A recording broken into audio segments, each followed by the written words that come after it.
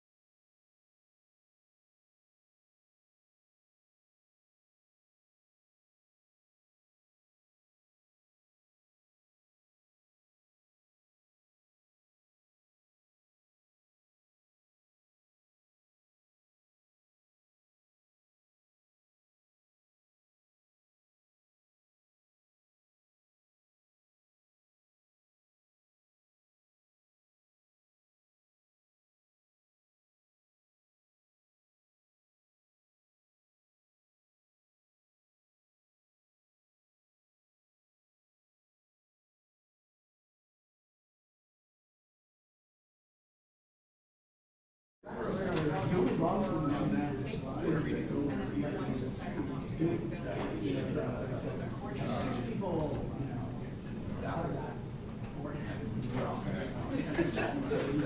thing all of our members can agree on.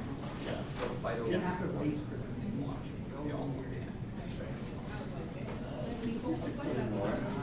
They're still ignoring it, but it's changing. Wow. That's good. No, I'm glad you guys are. Right, Joseph, the other thing that the industry wants, which is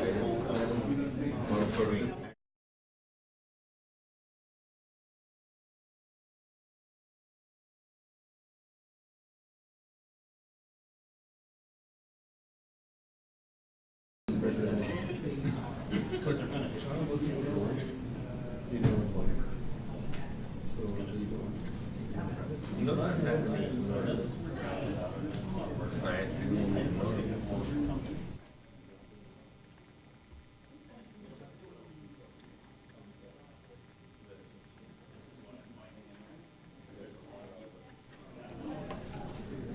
What happened?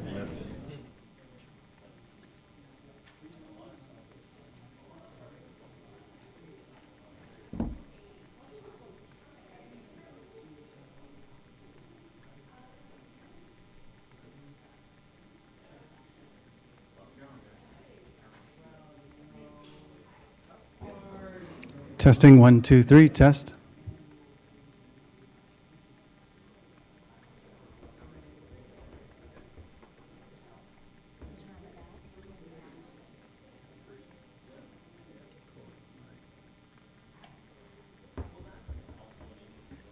Test 1, 2, test.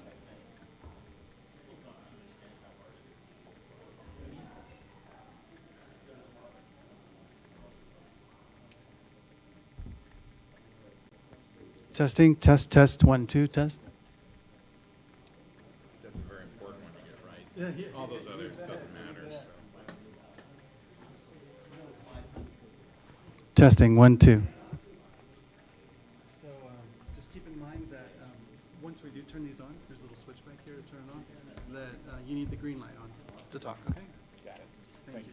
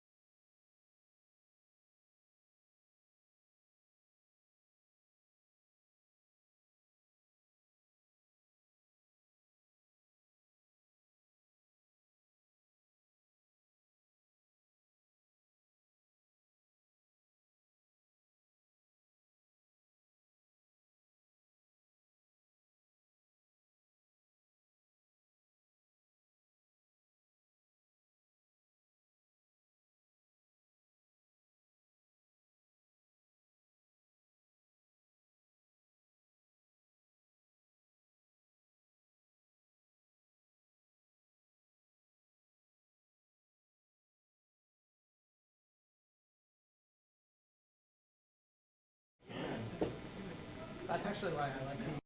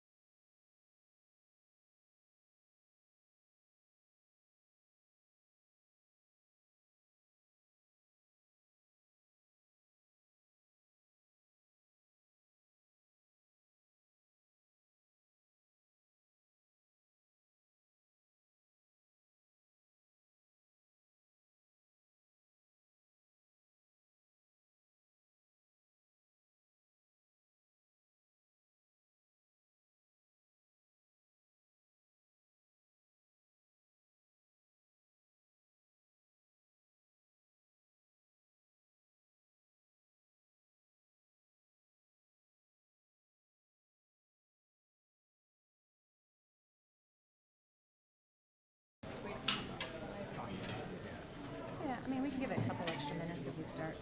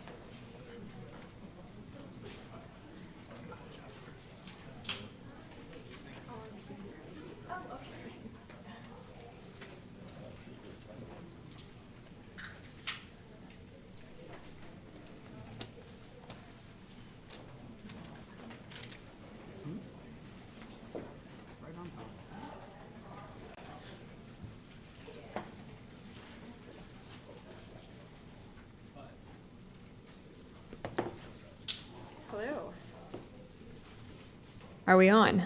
All right, good afternoon.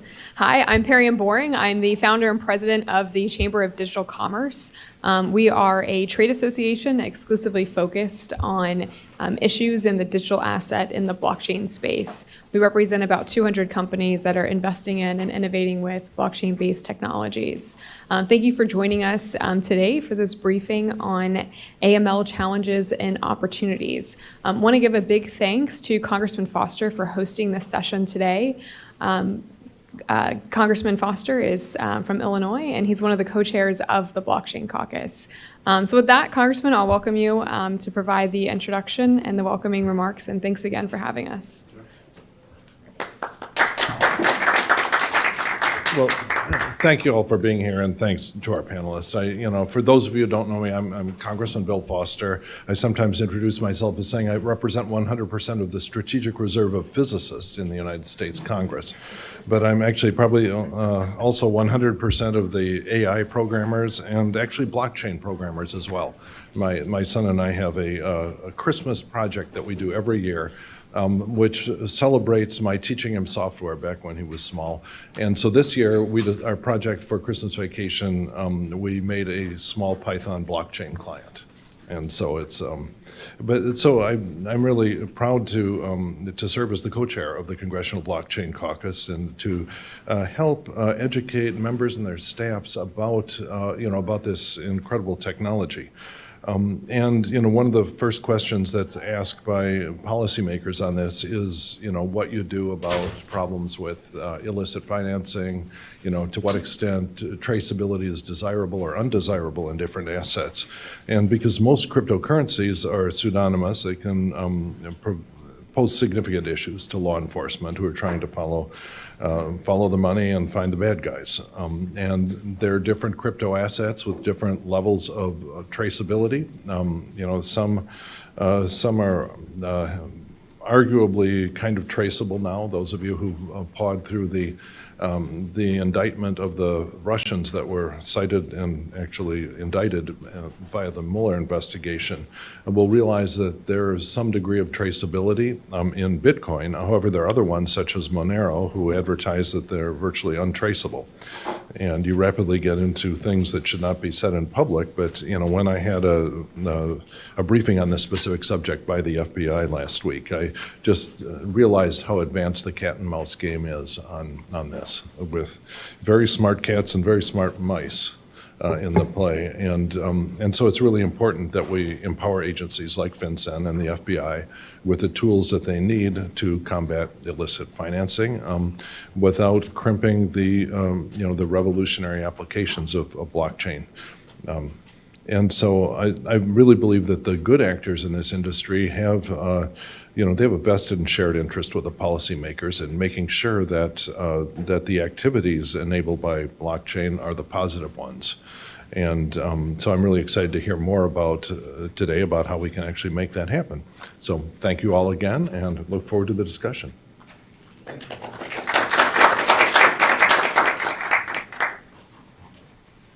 Thank you, Congressman. As Congressman Foster noted, blockchain technologies and Bitcoin have proved to be a boon to law enforcement, and in many cases, we have many members of the chamber and different actors within the blockchain ecosystem that have worked proactively with law enforcement to address illicit uses of this technology, which we'll discuss more in the conversation. We take this issue very seriously. There's a lot of great resources here in Washington, D.C., of companies and organizations like the Chamber, the Blockchain Alliance, and others that have put significant amount of time and attention into addressing these risks and also turning them into opportunities. One update to our session, Jason Weinstein from Steptoe, who's also the director of the Blockchain Alliance, he is sick today, so he is obviously not on the panel, but we will send him our best regards, and John from Bittrex will talk in a little bit more detail about the Blockchain Alliance. So with that, and then also just want to note, for those who would like a copy of our anti-money laundering guidelines, this paper is on the back. We just published this paper last month. This was written in collaboration with our members and is a great resource both for the industry and also policymakers that are interested in the AML challenges of blockchain technology and digital tokens. So next, I'd like to introduce you to the Chamber's Chief Policy Officer, Amy Kim. Amy runs the policy team at the Chamber, including our AML task force. We have a really comprehensive body of work in this area, and look forward to sharing that with you. Thanks, Amy. Thank you, and thank you, Congressman. I appreciate your remarks, and that's what we're here to discuss today. Let me just quickly introduce the panelists. To my right is Kevin O'Connor. He's a Compliance and Enforcement Officer with FinCEN. To his right is John Roth, Chief Compliance and Ethics Officer with Bittrex. Next to him is Michelle Bond, Global Head of Government Relations with Ripple. And at the end, we have David Jevons, the CEO of CipherTrace. It's really a panel of experts who can speak to any aspect of the things that we're talking about today. I'm very excited to have this conversation. The development of Bitcoin using a blockchain as a peer-to-peer payment service was an extraordinary breakthrough for the transfer of value online. It solved the problem of sending anything digitally. If I sent you something online, how do you know that I didn't keep a copy of it? Blockchain uses secure cryptography and algorithmic principles to confirm that transfers of value, such as Bitcoin, have in fact occurred. And this is without the need for an intermediary, such as a bank, to actually have to do that for you. So it's truly an advancement for online global interaction. That said, because it involves value transfer that is faster, cheaper, and more secure, it naturally raises questions around protections for money laundering and illicit activity. This is an issue raised since its inception. And companies and the government have become increasingly more sophisticated at identifying and stopping crime. Just last week, the Department of Justice, working with industry and others, was able to bring down the largest darknet child pornography website. And as part of that action, the DOJ stated that the use of Bitcoin was implicated in the marketplace, but because through the sophisticated, and this is a quote, through the sophisticated tracing of Bitcoin transactions, the IRS CI special agents were able to determine the location of the darknet server, identify the administrator of the website, and ultimately track down the website server's physical location in South Korea. So these are important developments, I think, in law enforcement. I think these are things that we should be talking about. Of course, technology advances at a pace, and so we're constantly challenged to keep up with it. So what we're going to talk about today is the importance of blockchain first, just to kind of level set why we need to get this right, both from the financial services perspective and more broadly. And then how industry and government are using blockchain technology to progressively deter and detect criminal activity. So let's start just with a quick overview. We've got several companies on the panel that are actively implementing technologies to enable transfers of value and connect parties digitally. So maybe, Michelle, just to kick things off, why is this technology so important? Why is it so groundbreaking? Thank you, Amy. Thanks for having me here today. I'm very pleased to talk with all of you about this exciting space. I am the global head of government relations at Ripple. Ripple is a really interesting company. So we are in the blockchain space, as you know, and what we're doing is we've created a frictionless experience for customers to transfer value across borders. So basically, money can move across borders the same way you can access information like on the internet today. So that's basically our business proposition. The way that we do that is by using a digital asset. It's called XRP, and XRP is the third largest cryptocurrency after both Bitcoin and Ethereum. And essentially, it's more scalable, it's more efficient, it's more cost-effective, and it's really built for payments. And it enables a cross-border payment to occur within 30 seconds as opposed to 3 to 5 business days using other networks that are out there. So essentially, we've been operating in the regulated space since 2012. And we've engaged the governments worldwide. We're actually actively engaged with 50 different governments. And we're making sure to comply with all AML, BSA, CFT, and other requirements. Our company, I know that a lot of people have the misperception that, blockchain is completely unregulated, et cetera. But not only do we have, are we directly regulated, we have a money services business license with FinCEN. We also hold a New York State Department of Financial Services BIT license. But we are not consumer-facing in any way. And that means that the entities that we partner with, particularly who use RippleNet, our global system for cross-border payments, those entities are all financial institutions that are regulated. So they're regulated banks and they're regulated payment providers that all have their own, AML, FinCEN requirements. So we very much operate within the regulated framework. As far as there's obviously all of the whole host of AML requirements, but I think it's also important to note that we also partner with exchanges that are also regulated as money services businesses with registered with FinCEN, and then in addition to that, when a customer, so a financial institution, decides to onboard and use RippleNet and our liquidity solution, which is called On-Demand Liquidity, which is the software that essentially uses XRP, those customers, Ripple conducts its own due diligence of our customers to make sure that they're complying with their requirements, and we're also making sure that they sign up and they use a licensing agreement with us, to make sure that they're maintaining best practices. So. And maybe to that point, Michelle, I think it'd be great to level set a little bit about just the existing regulatory landscape that applies to companies like yours, but also others in this space. So maybe, Kevin, if I could maybe turn to you as far as, let's start with the federal side, because this is a dual, and you mentioned too, state and federal, maybe just a little bit about the federal laws that apply to exchangers and money transmission and that kind of thing. Yeah, I'd be happy to. Thank you, Amy. And thank you all for having me today. It's really an honor to be here and be able to speak to you all about this particular subject. FinCEN, the Financial Crimes Enforcement Network, we're one of the first regulators in this space, dating back all the way to 2011, when we changed the definition of money transmission services in our regulations to encompass other value that substitutes for currency. And as a result of that regulatory change, that meant that activity conducted in convertible virtual currency was covered under our money transmission, our money service businesses rules.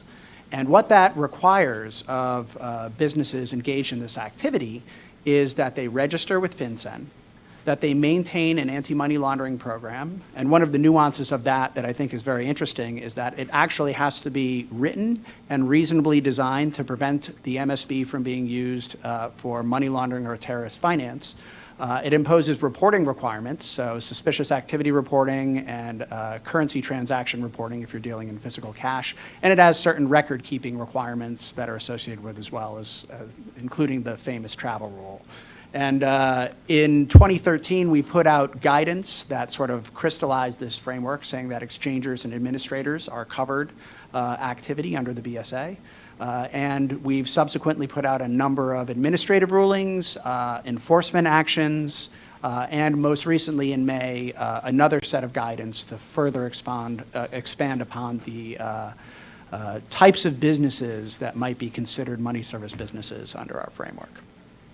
And Kevin, I will say that I think that industry has appreciated the fact that FinCEN was an early issuer of guidance on this topic, and then has, as you said, through advisory letters and other things, consistently followed up with more fine-tuning along the way, which I think is a great model for regulators to take. So that's on the federal side, and now it is, as I said, kind of two parts to this, money laundering protections.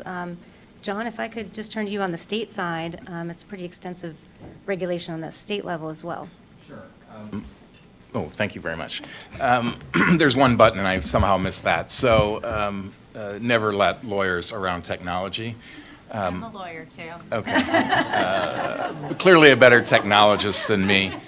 So I'm the Chief Compliance Officer of Bittrex, which is a Seattle-based cryptocurrency exchange whose mission is essentially to incubate the blockchain technology in ways that will fundamentally change how it is that we move and store not only value, but also information. And that's one of the primary takeaways I'd like to ensure that folks have here, is that this is more than simply a matter of value transfer, but it's also a matter of data storage and data transfer in very, very secure ways. It turns cyberspace from something that's inherently insecure to something that's inherently secure. So it's going to be revolutionary in how it's done. It is a heavily regulated space, appropriately so. Kevin talked about the federal side of it, being registered with FinCEN and having a money laundering program. I'm the Chief Compliance Officer, so I'm responsible for our money laundering program. And to borrow Congressman Foster's phrase, I'm actually in the cat game. I'm one of the people who are there to catch the mice in association, of course, with law enforcement. Perfectly appropriate, because I have a 32-year history with the Department of Justice and the Department of Homeland Security. So it's a very natural transition. But to answer your question, of course, yes, we are regulated on the federal side as a money service business, but most states also have regulations with regard to what it is that we do, because we are in the business of transferring money. So money transmission is a state-regulated, inherently traditionally a state-regulated thing, and every state has rules with regard, every state but one, has rules with regard to what money transfer looks like and how it is regulated. Every state has rules that functionally not only impose their own state requirements with regard to safety, soundness, consumer protection, and privacy, but also in large part borrow the federal rules as a sort of a force multiplier, if I may, of the federal anti-money laundering rules. So I like to say that as a compliance officer, I'm blessed with having 54 different 54 different anti-money laundering regulators, so I don't think I'll be put out of business anytime soon. Well, and then there's also New York, which has implemented what people call the BIT license, which is its own separate, in addition to its state money transmitter statute, its own separate virtual currency business activity regulation. There are a number of states with that. The state of Washington, our home state for Bittrex, has a similar license, as does North Carolina, Vermont. A number of other states have cryptocurrency-specific licensing requirements. And some fairly sophisticated folks who are doing the regulation on their side. So. Yep. So that's the lay of the land in the U.S. What's going on internationally, right? Because, we see with many other laws, if you're not, if you have something stringent in one country and not so in the other, it's very hard, especially either multinational or, in this case, digital companies to comply globally and expand. And there has been some recognition of the unevenness of that in the media. Dave, maybe I could turn to you. There's a multinational body called the Financial Action Task Force, or affectionately known as the FATF, that puts out, it's a multi-governmental body that puts out recommendations with respect to AML. Thanks for that introduction. So my name's Dave Jevons, and I'm CEO of CipherTrace. We focus on cryptocurrency tracing, de-anonymization, investigations, and anti-money laundering. So you can imagine that in this space, cryptocurrency is global. It's been the most global phenomenon I've ever seen. Money is moved around the world every second with cryptocurrencies, which is one of the great powers. But it also makes it challenging for us to do investigations and have compliance when every country has different sets of regulations, as well as we've heard from John, many different state ones. This organization, Financial Action Task Force, or FATF, is based in Paris. It is basically funded by governments from around the world. They have a rotating president, so every year it's a president from a different country. So most recently, the president was from the United States, from Department of Treasury. So was the president for 1 year and really pushed hard to get virtual currency recommendations and regulations for anti-money laundering and counter-terrorist financing on an international level. So those recommendations were published at the end of June of this year. It's a risk-based approach to regulating virtual currencies. Now, this recommendation is typically adopted within 12 to 18 months by all of the G20 nations as well as most of Europe. So it does have pretty broad global impact and will be effectively put into regulation in all of these countries, we anticipate sometime mid to late next year. What it does is it fundamentally changes the nature of cryptocurrencies. So as we heard from the Congressman earlier today, the cryptocurrencies have been anonymous or pseudonymous, and companies like CipherTrace and others specialize on trying to identify that to help in money laundering controls and financial investigations. What's happening with this rule is, and the major part of it is what we call the travel rule, is it makes cryptocurrency look more like banking. So in banking, when we send a wire transfer, we have to send not only the amount, but we send the name of the person and the account number of who's sending it, where they're sending it from. When it's sent to the other bank, that you also have to send the beneficiary name, who is receiving it. This allows both sides to perform scans on sanctioned entities, terrorists, known criminals, and block or freeze those funds or create governmental reports.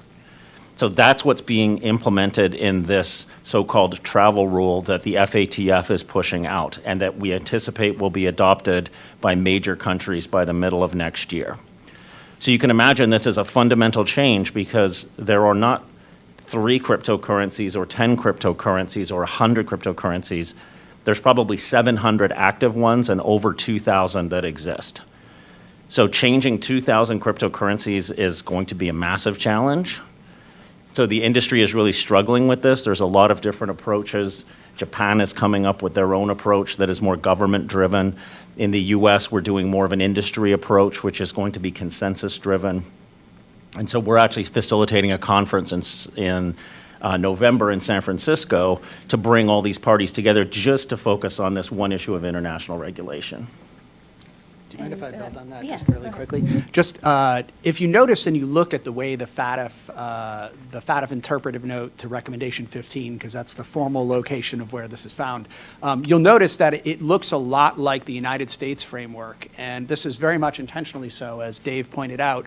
The U.S. was very active in getting this interpretive note published under the U.S. presidency, and that's very important because one of our biggest concerns and threats from a U.S. regulatory perspective is this idea of jurisdictional arbitrage, where you're going to find exchanges trying to find the path of least resistance to establish their business and then potentially facilitate illicit activity. So one of our goals at Treasury and at FinCEN has been to sort of build up capacity for our international partners to help them get ready and to impose some kind of regulatory regime so that you have more consistency across these countries and so that you are able to sort of push out illicit activity by having a strong regulatory framework elsewhere. And that's sort of one of the ideas that goes behind why the FATF acted the way it did, so that we could sort of build this and have a consistent international framework. Yeah, no, I think this is a very important perspective, especially I think for U.S. companies as well. And one thing to point out is it's not just the wire transfer rule. What the FATF did this summer was really map a subset of specific requirements onto companies, requiring countries to implement them, which would then be imposed upon companies globally. So we're talking, know your customer, how to onboard people. It's more than just the wire transfer rule. There's a lot more that looks like, I think, to Dave's point, more kind of along the lines of traditional banking type expectations. So we'll see. If the FATF issued last week a statement saying that if a country is is being examined now for its compliance with FATF principles, they will examine for their progress in this space as well. They also said some things about stablecoins and other things, but that's. My observation is that regulation without enforcement is useless. And I thought that their guide, that what they came out with in the last week around, how the country should be measured, and that's a good step towards building enforcement. I do think we're going to have to still be wary on countries that may say they adopt these regulations, may even write them in, but have zero enforcement. And some of those are European, as we all know. Well, we also like to see some guidance too before, enforcement is kind of a step of last resort, but of course it may at some point be necessary. So I think that's, just kind of a lay of the land as far as we've got regulation in the U.S. at the state level, the federal level, internationally. There's been a lot going on in the last year, culminating with this summer's adoption of regulatory principles. So let's talk about how the industry is meeting these obligations. One way that it's been doing it is something called the Blockchain Alliance that the Chamber co-founded and has been active for 5 years now, I think, maybe four-ish years. So for some time, though, especially in this space, and, John, you've been a active participant. Can you share with us kind of what your experience has been, and then I can also kind of share what we've been doing? Sure. So it's really been an amazing thing to see. I was sort of a latecomer. I've only been in this business for about 2 years, but the Blockchain Alliance started really early on in the cryptocurrency industry with this idea that there needed to be a partnership between industry and law enforcement to sort of tackle some of the unique issues that cryptocurrency has with regard to, for example, tracing and anti-money laundering issues. And what we've found, of course, is that like the movement of traditional money, there's always a fingerprint, some sort of digital fingerprint that allows law enforcement to take a look at the actions of criminal movement of money. And what we found actually is that the digital currency has even more fingerprints than traditional currency has. This idea that blockchain is really pseudo-anonymous is not actually true. And as was mentioned earlier in this presentation, there was a child exploitation takedown last week that was just massive in scope. And the reason it was massive in scope is because the law enforcement now understands how it is that you can trace the digital fingerprint of criminal actors who want to get paid for their services or who pay for illegal services. And that first started, of course, with Silk Road, which was a notorious dark net market case that was taken down, and the leader of that got life in prison as a result of law enforcement understanding that you can trace these transactions in ways that are really unavailable in traditional currency or traditional financial circles. So really what the Blockchain Alliance attempts to do and succeeds at doing really is having an interface between law enforcement and the industry to talk about these issues, to ensure that there is a free flow of information, a transfer of information. I speak regularly with law enforcement. Again, given my background as former law enforcement, that's a fairly natural fit, but as do other members of the industry. And I don't think we can really talk about sort of the law enforcement aspects of this without talking a little bit more about blockchain tracing and some of the really sophisticated work that some of these blockchain tracing tools are doing. So I don't know, Dave, if you wanted to talk about that a little bit. Certainly happy to, John.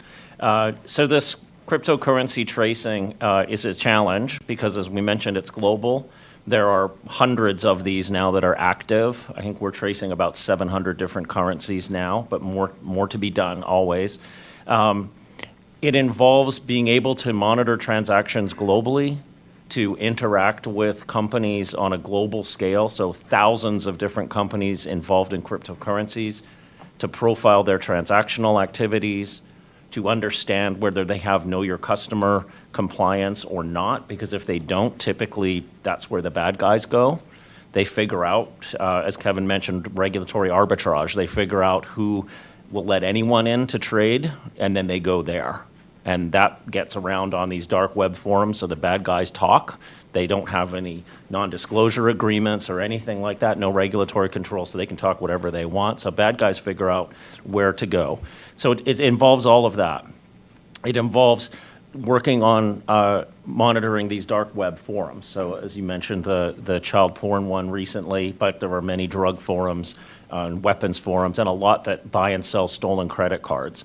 So monitoring those and understanding their transactional patterns, monitoring terrorist forums and their transaction patterns and how they might solicit funds through both regular payments and cryptocurrencies, and then combining it into massive software systems. So for example, at our company, at CipherTrace, we have over 1,000 servers that are running 24 hours a day, computing this data, gathering it all, linking it together. So it's a very complex technical problem, but it's also a tradecraft problem. Makes it very interesting. I think, as with you, John, I'd probably be in business for quite a long time because it's a very complicated space, but interesting and important. But also super effective. I mean, we have the ability now to receive alerts. Anytime someone sends money to a cryptocurrency address that had been previously scraped off the dark web as a payment address, we get an alert about that. We're able to investigate the customer, file suspicious activity reports in ways that traditional financial institutions simply couldn't do.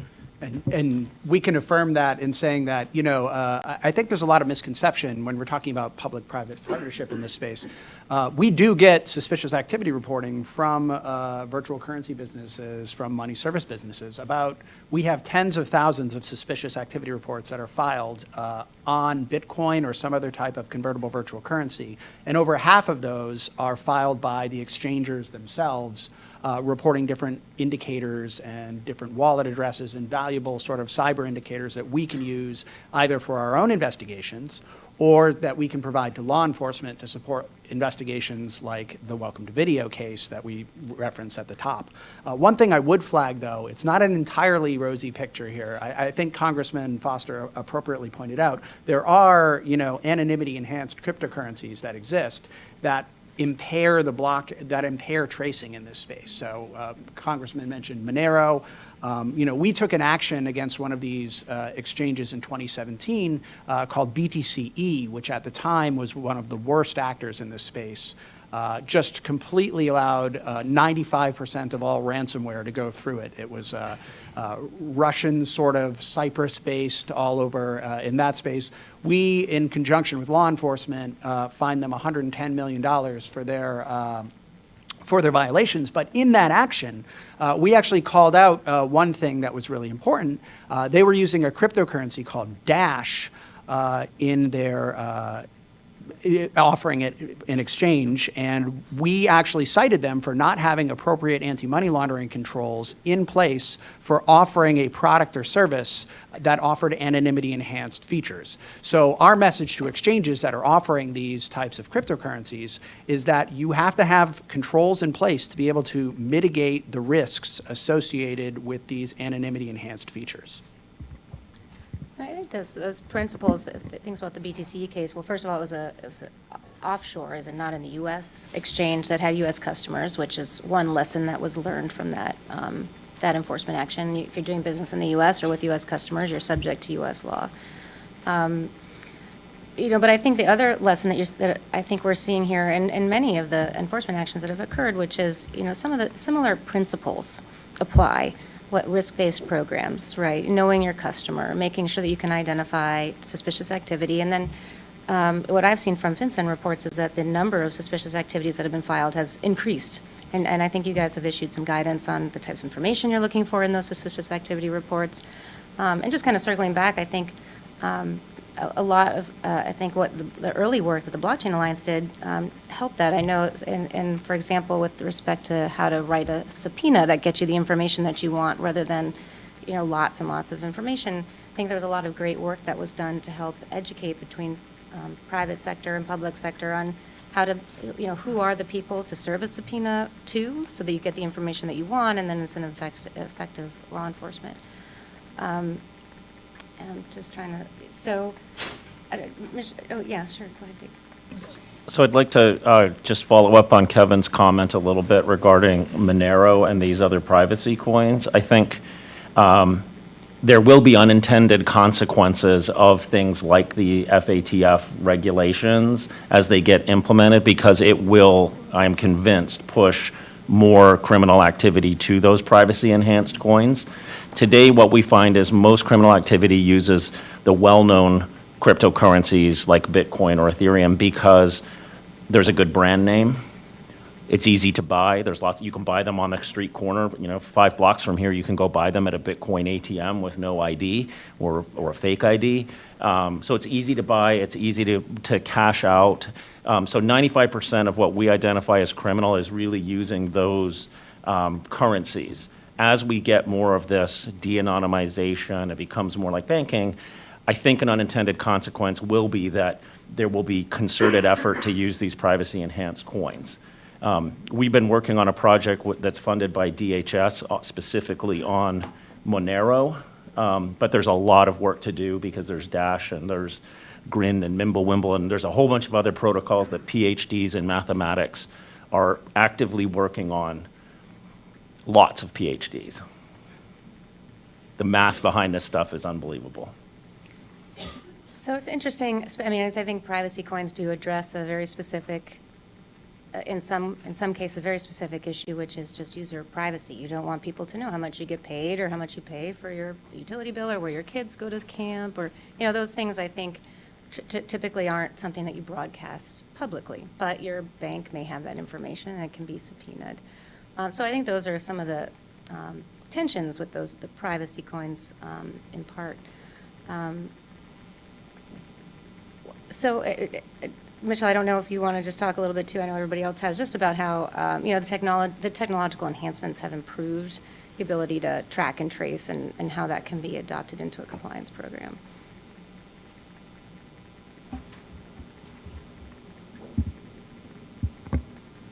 Yeah, so certainly as a company, we have absolutely, implemented the, all of the technological enhancements. And in fact, a lot of the most popular, I'm sitting next to probably the most popular blockchain, the CEO of the most popular blockchain analytics tool, which is CipherTrace.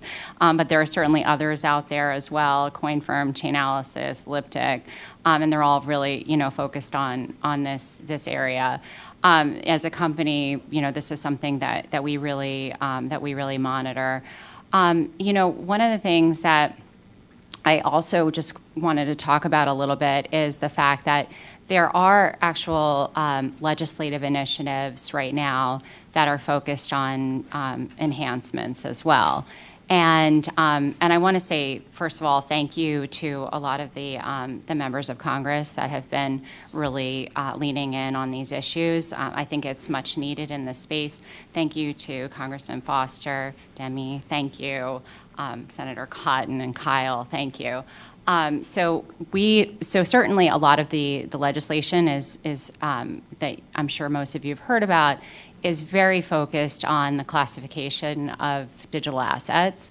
And I think that's needed, and I think that's great, and that's wonderful because there are a lot of questions about classification. So we welcome, seeing legislation that's pending, for example, like the Token Taxonomy Act. But at the same time, I think there has been a lot of legislative activity in the AML space as well. And a lot of that has focused on technological enhancements, even that are designed to help the government agencies. For example, there's one bill that is called Advancing Innovation to Assist Law Enforcement. And that bill is actually focused on requiring FinCEN to use a lot of these technologies to help FinCEN aid FinCEN in doing their jobs. So, for example, it encourages FinCEN to use artificial intelligence. It requires FinCEN to use digital identity technologies, blockchain, and other emerging technologies, so that they can sort of internalize it and conduct a study and do reports to the Senate Banking Committee, my alma mater, and make sure that that they're also using these technologies I think, for the benefit of the government. So I think that's a really interesting bill. Another one is it's actually the FinCEN Improvement Act, we support all of these bills. So the FinCEN Improvement Act is actually it requires FinCEN to coordinate closely with the foreign regulatory authorities and foreign financial intelligence units as well, to make sure that FinCEN is aligned with them. So we think that's also a really good idea. I'm looking at Kevin. I'm going to let him comment on all of this when I'm done, because he may have different thoughts. But certainly from an industry perspective, we're very much in support and in favor. And then the last I think, interesting sort of bill that's in the AML space is actually a Department of Homeland Security bill. And that one is much more focused on individuals to basically to study whether, for the DHS, to study whether individuals are using blockchain and digital currencies for terrorism and other illicit activity. So that's another interesting bill. That one has passed the House and is awaiting Senate consideration. So that's I would say, like, there are different initiatives that are floating around on the Hill, which I think is really encouraging in this space. Kevin, I don't know if you want to talk about them at all, but.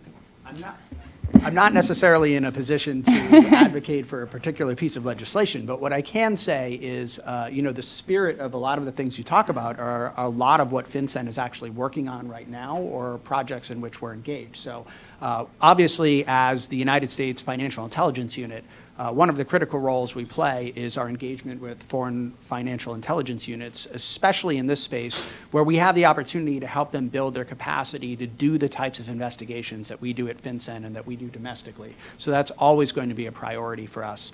In terms of our technology and how we use our database, artificial intelligence and machine learning and those kinds of concepts are absolutely things that are at the foremost of our minds at how we can better use the data that we have to identify illicit activity and stop bad guys. That's always going to be at the forefront of what we're looking at that. So obviously, the spirit of that, we're right there, and those are things that we're actively working on.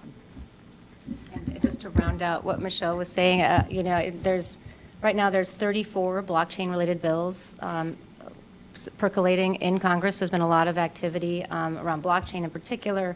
16 of those are anti-money laundering related, and then 13 of those call for some sort of study into the potential for illicit activity, which is actually down from last year. I think last year we were tracking of upwards of 27, calling for a study, which maybe too many studies. I feel like one or two good studies might do the trick, but. And actually in the NDAA that Michelle was mentioning, there's a section in there calling on the military, the Department of Defense, to conduct a study on the military applications for blockchain technology. So lots of interesting, and I think proactive legislation out there that is, like you said, it's encouraging to see support there. Now going back, Kevin, what you were saying, just to, maybe, I think blockchain time, I'm not quite clear on it, but last week, was it that FinCEN, the SEC, and the CFTC issued joint guidance just on the application of the Bank Secrecy Act generally to industry? I don't know if you want to give maybe just a few comments on that. Yeah, thank you for pointing that out. So I mentioned at the outset, sort of one of the big issues that we faced was this idea of jurisdictional arbitrage and companies moving abroad and trying to find weak spots. One of the things we noticed is that companies were also trying to apply a certain degree of regulatory arbitrage and try to classify themselves differently so that they might be able to avoid certain regulatory requirements domestically. And so basically, the statement that we put out last week in conjunction, and it was the chairperson of the CFTC, the chairperson of the SEC, and our director at FinCEN, it basically had two messages. The first is that yes, in fact, the U.S. government agencies actually do talk to each other about this. And I think there's a lot of misconception out there that, people try to say that we're pointing at each other when in fact, we talk to each other all the time. We're very clear about where we stand, and we collaborate before we do something and make statements like this. And then second is, you may be classified as a security, you may be classified as a commodity, your activity may be money transmission. But regardless of where you fall in those categories, and in some circumstances you may wear more than one hat, you're going to have anti-money laundering obligations. So there's no way for you to really apply a different kind of regulatory standard and get away from your anti-money laundering regulations. Now, CFTC and SEC have a myriad of other regulations that are in place. John went over some of the ones that state regulators apply. The SEC and the CFTC has many of those same requirements. But regardless of what category you fall into, you're going to have anti-money laundering obligations in the United States. And that's really the crux of what the statement was getting at. And just to point out, which actually we didn't mention in the federal side, even if you're not a financial services provider, there is just criminal money laundering regulations that apply to everybody, no matter what kind of activity you're engaged in. So there's lots of safety nets, I think, there for law enforcement. But so let me just ask you another quick question then. Trends, anything, as far as an enforcement or compliance obligations that you're seeing for this industry? And then I'll open it up to questions from the floor. Sure, yeah. So, we've been doing examinations at these types of financial institutions with our delegated examiners from the IRS Small Business Self-Employed Division. FinCEN's rather small, so we have to delegate our authority to federal agencies to do these kinds of investigations. Examinations, they're routine compliance examinations that try to identify where there's weaknesses. Some of the things that we identified are things that we've already talked about. So one of our biggest hurdles we see are people not putting the appropriate controls on the products and services they're offering. So exchanges that offer Monero that can't answer the question of who is the person on the other end of that Monero transaction. That's a significant problem. If you can't answer that question, you can't tell me that that person's not Kim Jong-un or a North Korean actor. The other thing that we sort of see is transactional monitoring. People are starting to understand that when you have a large volume of transactions, the best way to identify suspicious activity is going to be some combination of automated and manual review. At the beginning, a lot of companies started up and really only had manual review when they were processing hundreds of thousands of transactions a day. As you might expect, we've found that there's a lot of violations that slip through the cracks and a lot of suspicious activity that goes unreported and things like that. The other thing that I think we see is, which will be no surprise to anyone, the United States has had a travel rule that Dave mentioned in place. It's been in place in the United States since 2011. So that's not a new requirement that's been introduced in the United States. We've seen a lot of violations. It's the number one cited thing on IRS exams are travel rule record-keeping violations. Okay. Well, with that, how about any questions?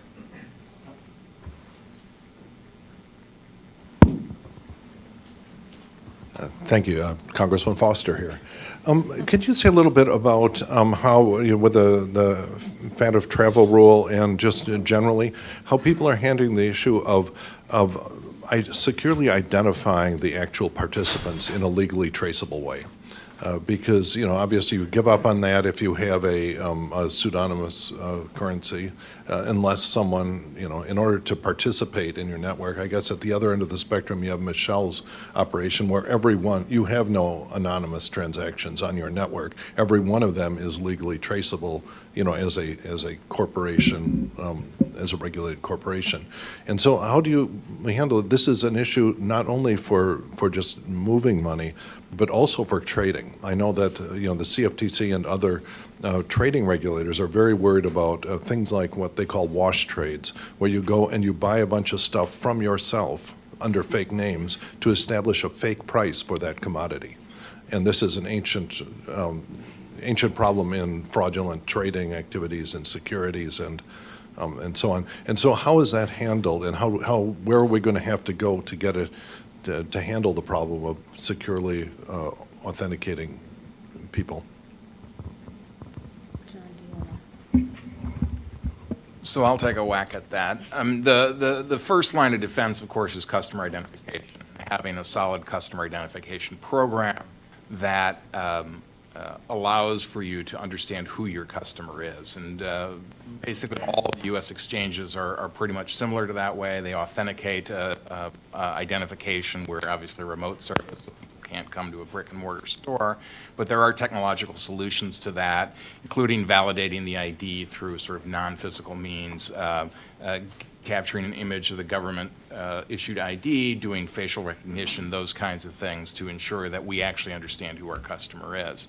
Of course, if my competitor, let's say Coinbase, does the same thing, then any transaction which is traceable on the blockchain, on the public blockchain, will be easily identifiable by law enforcement. In other words, I send a transfer on behalf of a customer to somebody at Coinbase or to a Coinbase address. Law enforcement understands that exists because they have blockchain tracing tools that allow it, understands that Bittrex has full customer identification, Coinbase has full customer identification, and then they can sort of complete or investigate the transaction that way.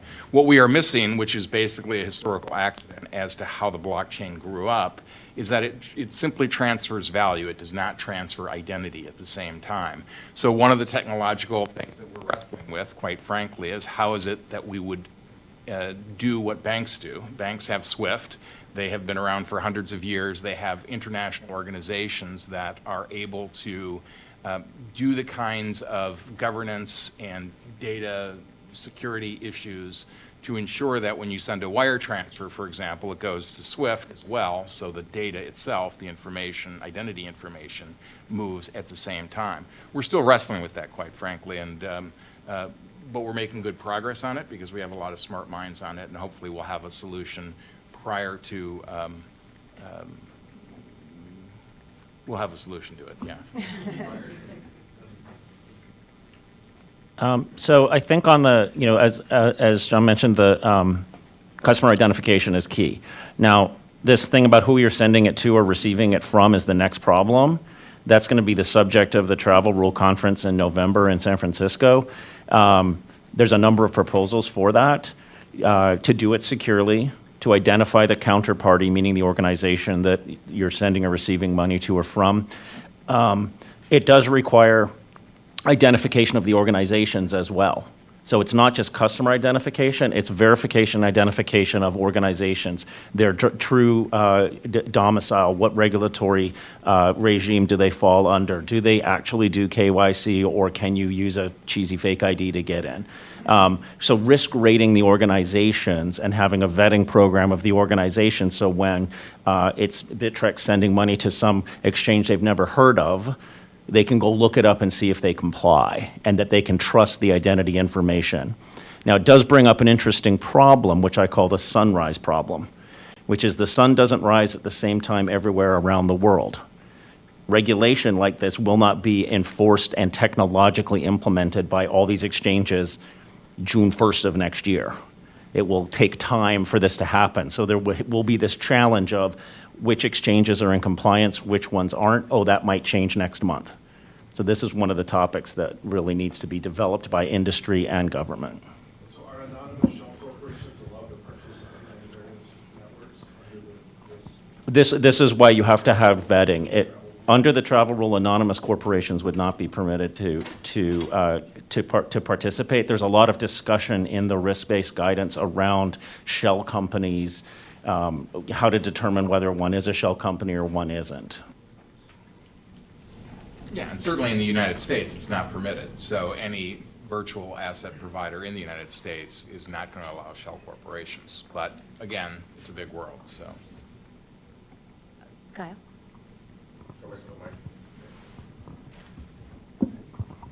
As we sit here today, is the United States the single best place for companies like Ripple or anybody in the digital asset space?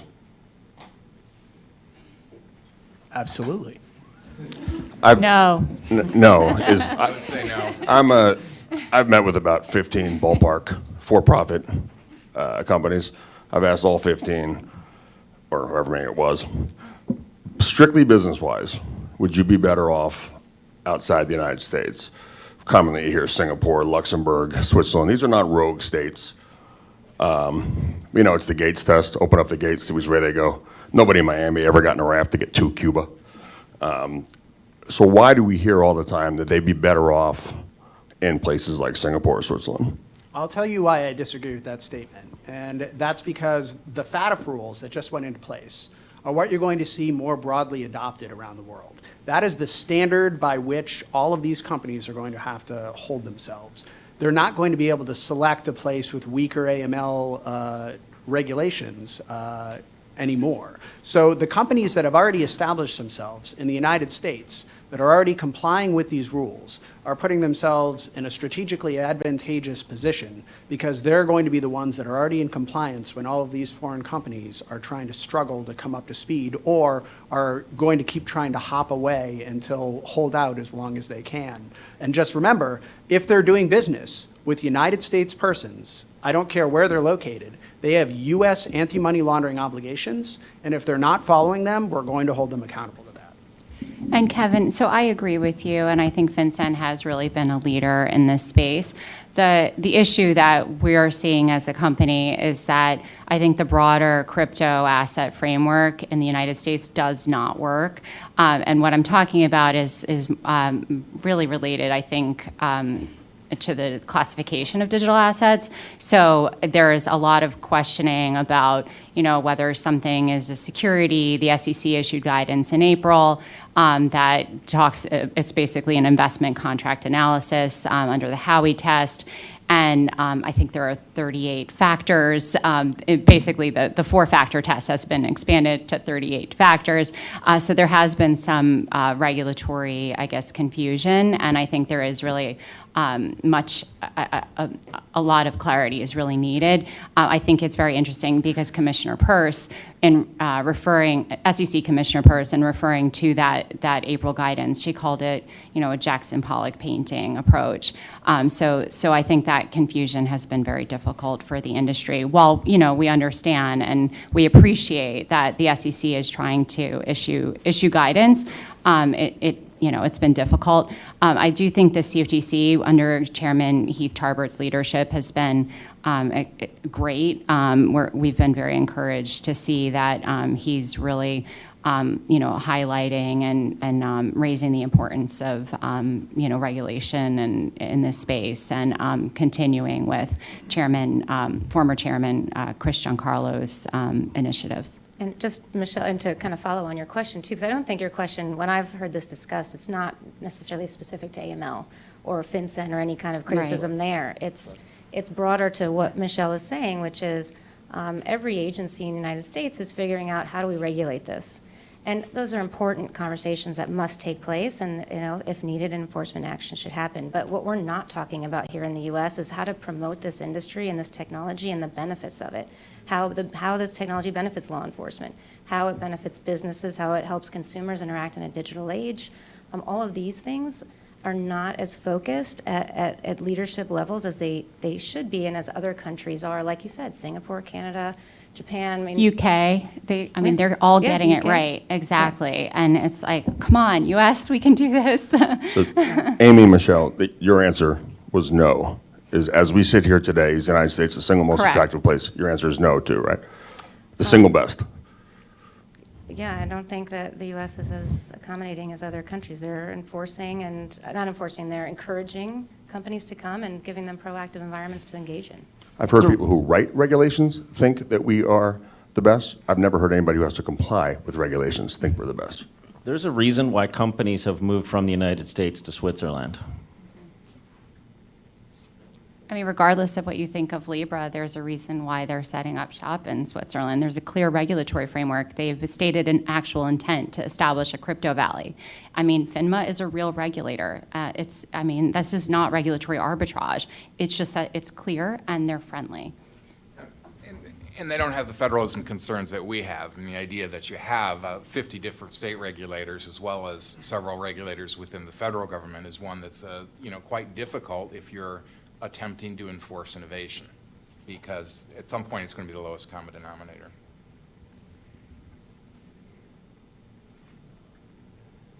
Any other questions? Sorry,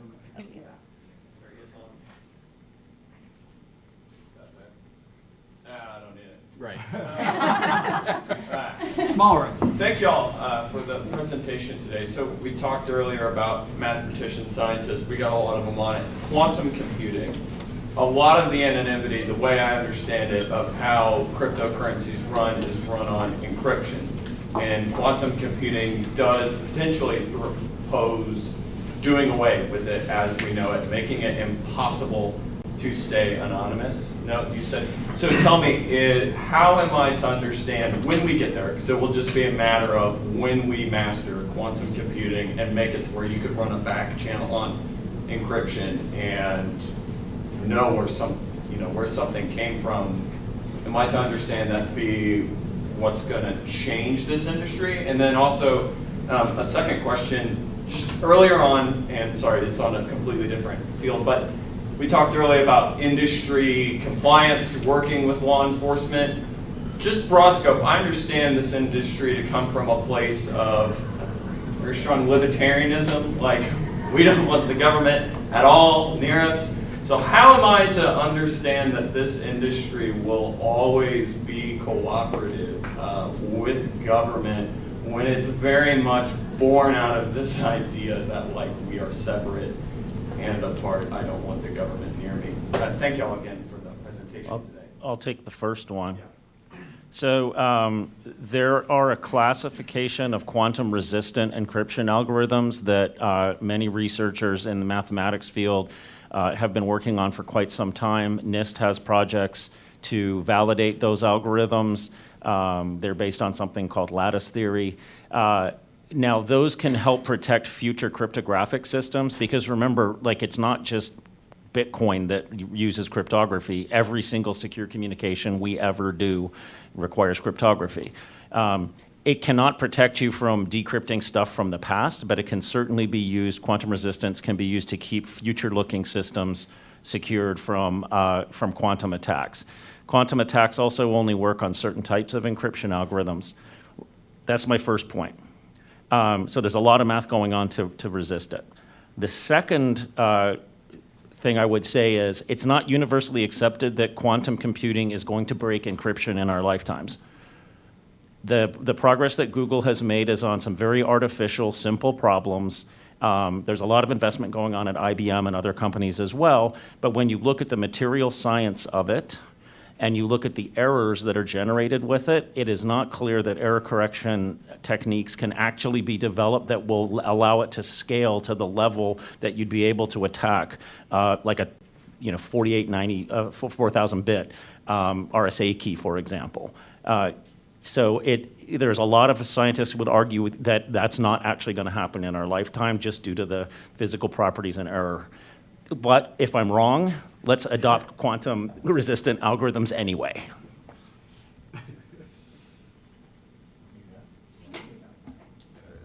Look, at least in the United States, there were early adopters, I would agree, that were sort of anti-government in nature. But this is a mature industry within the United States. It understands that it is part of the financial industry. It is regulated as financial institutions. People like me and people who run the compliance departments and the legal departments of all the US-based crypto exchanges are very serious people who have very serious jobs in ensuring that we are compliant with US law, and there's no going back from that. So. Yeah, and I would just add, I think, Ripple, obviously, as a company, I mean, we're heavily regulated. But in addition, I mean, if you even use myself as an example, I'm a former SEC lawyer. I was a lawyer on the Senate Banking Committee. I was a regulatory analyst at FINRA. So, I mean, these are all really mainstream regulatory jobs. So I wouldn't consider myself to be in that area. So yeah. And look, what are you ultimately trying to get at by using this technology? People are trying to get scalability, right? They want to be able to build this out. If you're actually trying to create a scalable system, you're not talking about a small subset of, libertarian-minded individuals. You're trying to capture the consumer base that are the everyday regular consumer in the United States.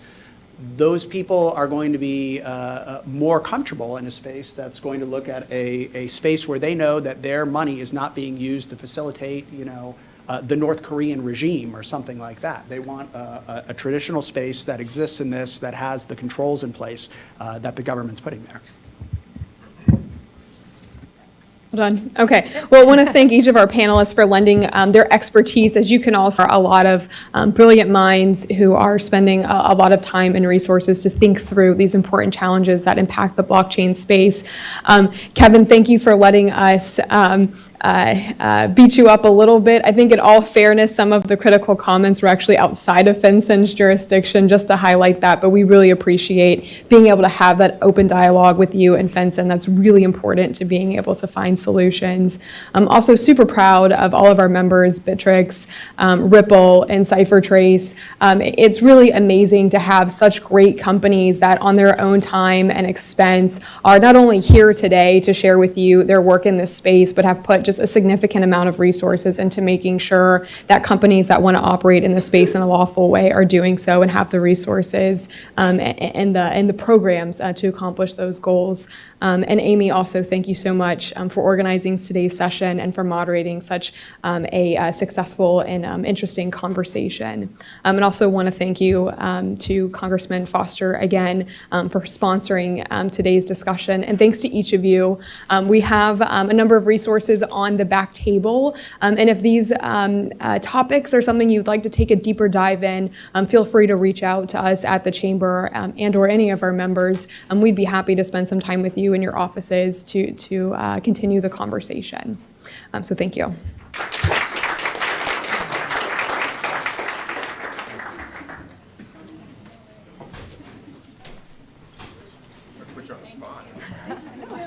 It's the question that we've talked about many times. People need to hear it. The only reason I didn't like was not equivocal, was because